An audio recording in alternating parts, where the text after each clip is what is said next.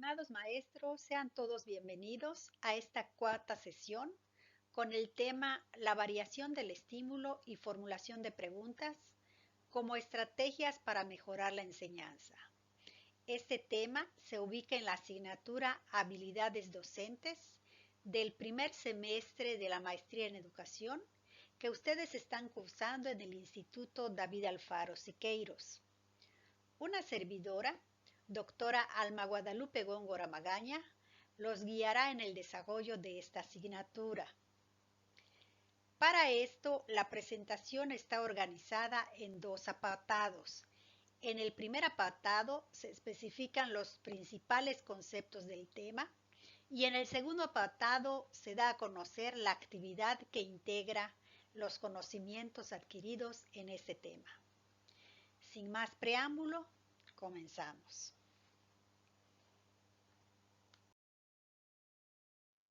El objetivo de la asignatura es que ustedes, como maestrandos, identifiquen las estrategias de variación del estímulo y formulación de preguntas para utilizarlas como herramientas de mejora para la enseñanza educativa.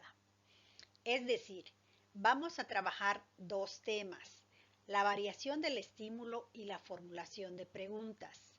Pero hay que tomar en cuenta que no son temas totalmente separados, no son conceptos que se pudieran encontrar en la realidad, en la práctica, de manera separada totalmente, sino que tienden a relacionarse de manera constante. Y eso es lo que debemos de hacer, relacionarlas con el fin de mejorar la práctica educativa. En esta ocasión vamos a trabajar con dos unidades.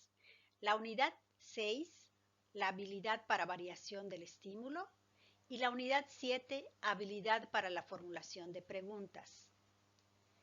En la unidad 6 vamos a considerar tres grandes temas.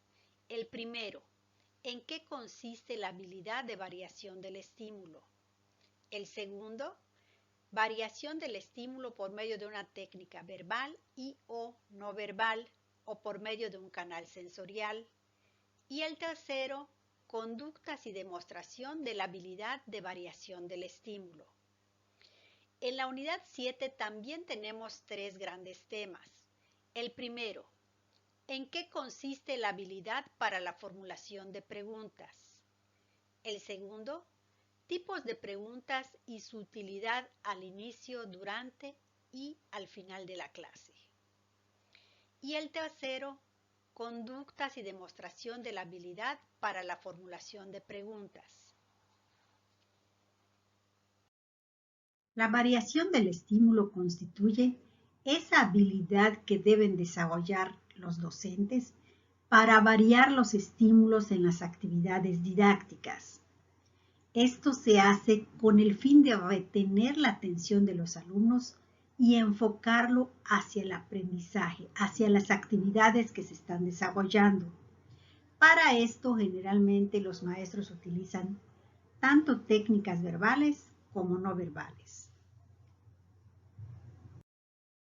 La técnica verbal en la variación del estímulo tiene que tomar en cuenta factores biológicos, culturales e individuales para poder alcanzar el éxito deseado. ¿Qué significa esto? Significa que el maestro debe conocer a sus alumnos para que sepa cuál es el nivel de madurez, cuál es la complejidad que debe de utilizar en sus palabras, cuáles palabras puede utilizar o conceptos puede utilizar y cuáles no. Además, si hay algún niño con necesidad educativa especial, ¿cómo se puede comunicar con él? En general, la técnica verbal considera tres ámbitos: maestro-grupo, maestro-alumno y alumno-maestro.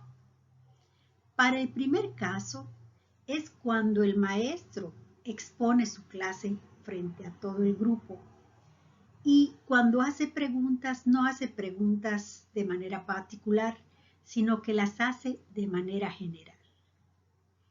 En el segundo caso, el maestro se dirige a un alumno y lo puede hacer con uno y luego con otro, esto con el fin de profundizar en el conocimiento de sus alumnos. Y por último, el caso de alumno-maestro. Aquí el maestro, con el fin de motivar a sus estudiantes, puede hacer que ellos pregunten o bien los puede pasar a exponer para que ellos se ubiquen en el centro del aprendizaje y manifiesten sus ideas, sus preguntas, sus dudas.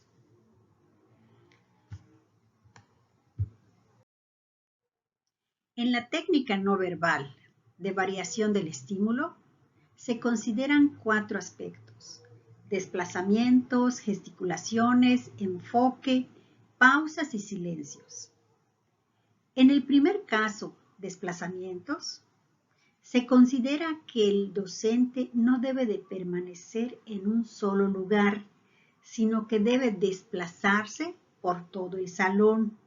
Esto lo ayuda a tener el control de todo su espacio. Pero una recomendación es que no debes demostrar cansancio, pesadumbre, sino que te debes demostrar seguro. Debes demostrar esa seguridad que tus alumnos necesitan, esa energía, esa vitalidad que necesitan para que pueda funcionar como un buen estímulo. En el segundo caso, las gesticulaciones. A esto se refiere a esos movimientos que debemos de hacer de la cabeza, de las manos o de todo el cuerpo para poder llamar la atención del alumno. El enfoque. El enfoque se refiere también a llamar la atención del alumno y enfocarlo a algo, ya sea que llevemos un objeto novedoso o bien que nosotros, por ejemplo, a través de aplausos, llamemos la atención, propiciemos que el alumno enfoque su atención hacia el punto que queremos para después retomarlo y ahora sí enfocarlo a lo que nos interesa, al tema didáctico que estaremos trabajando. En el cuarto aspecto, pausas y silencios, también es de gran importancia, pero ustedes son los mejores conocedores de sus alumnos. No funciona igual en cualquier nivel. Para los alumnos más grandes, el quedarse callado propicia que ellos guarden silencio y se pueda retomar la clase. En el caso de los niños, los más pequeños, no tiene caso quedarse callado. A lo mejor las pausas sí son significativas cuando queremos enfatizar algo. Entonces, de acuerdo a la edad, de acuerdo al nivel de madurez del alumno, serán los estímulos que deberemos de utilizar. Y cuando la técnica verbal y no verbal no funciona, pues nos vamos a variar el estímulo. Vamos a otro canal sensorial. ¿Qué es lo que le gusta a las niñas, a los niños y a los no tan niños o no tan niñas? La vista es otro canal sensorial que nos puede servir muy bien. Vamos a elegir imágenes, vamos a elegir videos, vamos a elegir algunos recursos que les guste de acuerdo a su edad.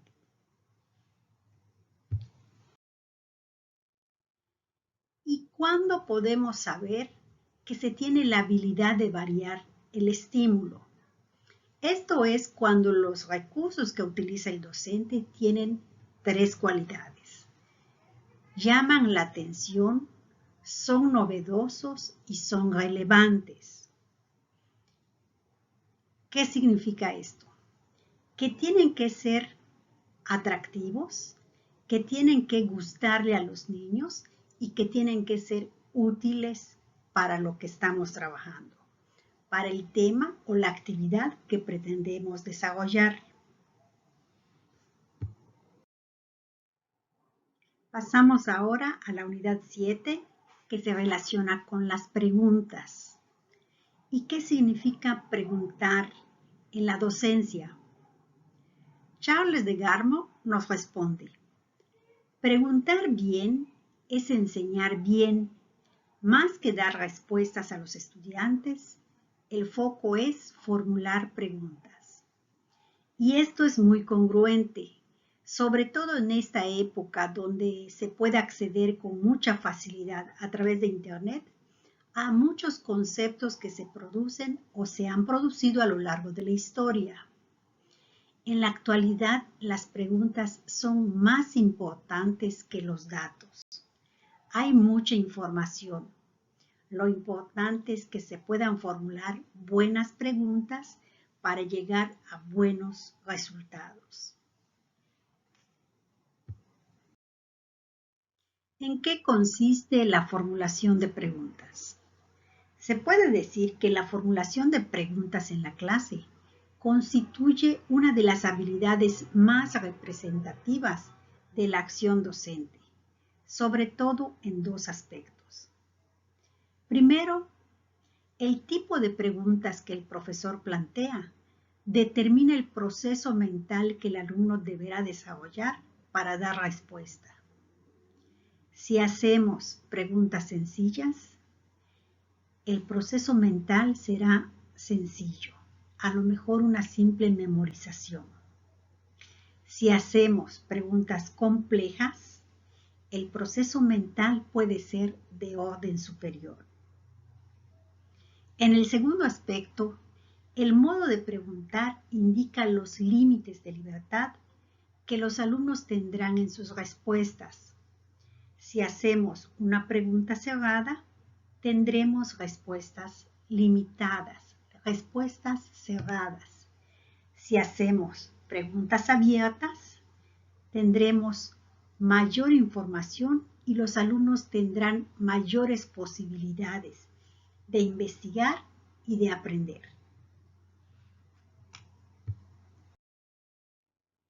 Tipos de preguntas según la taxonomía de Bloom.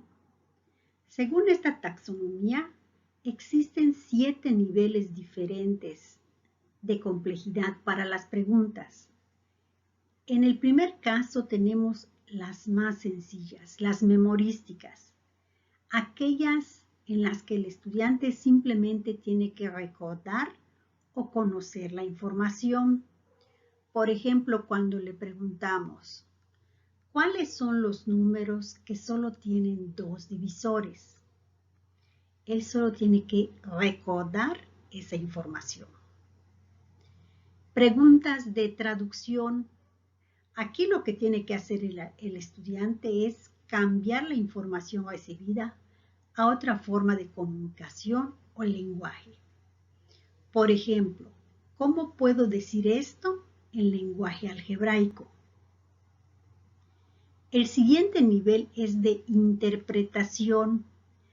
Este consiste en relacionar hechos, definiciones o destrezas para dar una respuesta. Por ejemplo, cuando le preguntamos, ¿por qué se le pone cloro al agua? Y en el nivel de aplicación, consiste en transferir principios o teorías a situaciones concretas para su resolución. ¿Cómo puedo encontrar el área de esta mesa? Preguntas de análisis. Fíjense que ya estamos llegando a un nivel superior. En las preguntas de análisis tienen que hacer uso de 2 procesos de razonamiento, que puede ser deducción o inducción. Después de leer este libro, ¿qué opinas de los autores?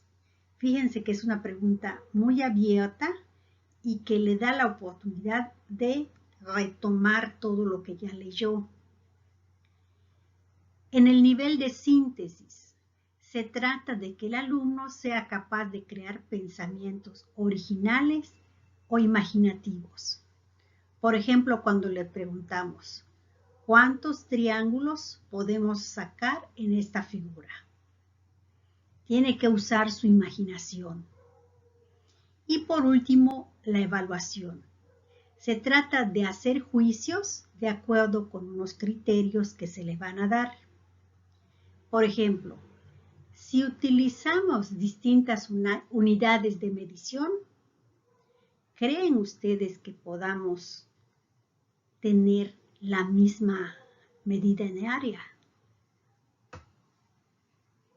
Estos son algunos ejemplos de preguntas que pueden hacer los maestros y que van a requerir distintos procesos en la respuesta de los alumnos. Conductas y demostración de la habilidad para la formulación de preguntas. Estas son habilidades muy importantes en la docencia. Primero, el maestro tiene que hacer preguntas para generar opiniones, preguntas abiertas. También debe de ser capaz de formular preguntas claras, es decir, que no se presten a otras interpretaciones. Debe también ser capaz de hacer preguntas congruentes que se relacionen con el tema que está trabajando, que se relacione con el momento de la acción didáctica. Si estamos en el inicio, si estamos en el desarrollo, si estamos en el cierre, tienen que ser preguntas de acuerdo a ese momento.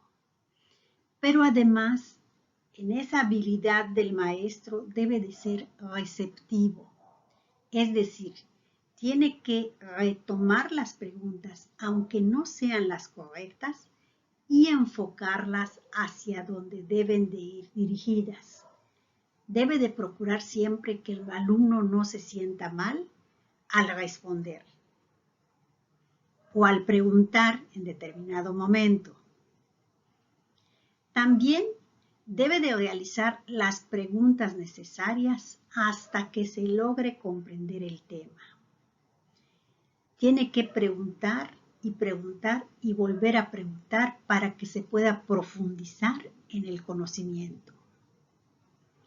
Además, tiene que ser capaz de observar, escuchar e interpretar lo que dice su alumno. Y por último, debe de formular cada pregunta con mucho cuidado. Tiene que tomarse el tiempo desde la planeación para ir formulando sus preguntas, para ir decidiendo qué preguntas son las congruentes, cómo voy a iniciar, cómo voy a estimular en el desarrollo de la actividad las preguntas de mis alumnos y cómo voy a preguntarles al cerrar.